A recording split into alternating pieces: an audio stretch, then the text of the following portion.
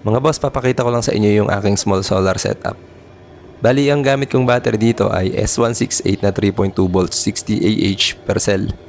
Naka-series sila kaya naging 12 volts. Bali, 12 volts 60 Ah itong gamit kong battery pack. Tapos, gamit kong BMS ay power central na 60 ampere. Meron din akong iniligay na active balancer na pang 4S. Ang gamit kong solar panel ay 200 watts. Sakto lang sa 60 Ah na battery ko.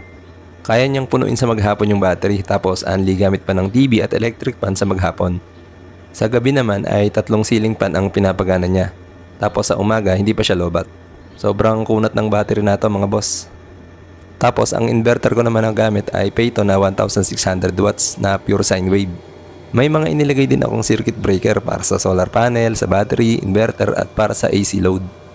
Gumamit nga din pala ako ng LVD o low voltage disconnect at saka relay. Pero yung relay na inilagay ko, yung malaking relay na yan, tatanggalin ko na yan. Dagdag pa kasi yan sa konsumo sa battery, pwede naman palang LVD na lang. Bali, LVD na lang ang ititira ko. Importante kasi yan sa small setup. Dagdag protection din yan sa battery. Ang low voltage cut-off kasi ng BMS ay 10 volts. Hindi maganda sa battery na laging umaabot ng 10 volts. Kaya bago pa man i-cut off ng BMS ang voltage, yung LVD na ang gagawa nun. Bali yung LVD ko ay nakaset ng 12 volts ang cut-off, tapos ang reconnect niya ay 13 volts.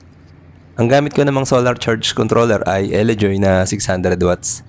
Ibig sabihin, pwede akong gumamit ang hanggang 600 watts na solar panel. Pero sa ngayon, 200 watts pa lang ang gamit ko. Pero pag nagkapera, bibili ko ng 600 watts.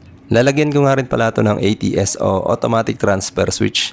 Ang trabaho niya ay pag nalobat yung ating battery, automatic siyang lilipat sa grid o yung kuryente na galing sa poste. Tapos maglalagay din ako ng watt meter para makikita ko kung ilang watts ang nagagamit ko sa mga appliances na nakaplug dito sa ating solar.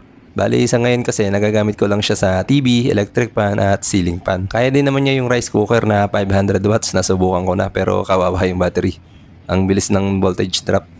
Syempre, kung kaya yung rice cooker, kaya din ito yung rep na inverter at yung washing machine na 400 watts. Kaso nga lang, mabilis siyang malolobat dahil nga 200 watts lang yung panel ko, tapos 60 Ah lang yung battery ko.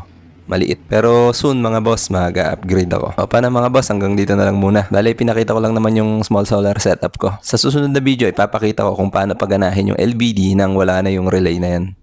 Bali, LVD na lang yung matitira. Tapos kung paano magkabit ng watt meter at ATS. So ayun mga boss, hanggang dito na lang muna. Salamat sa panonood.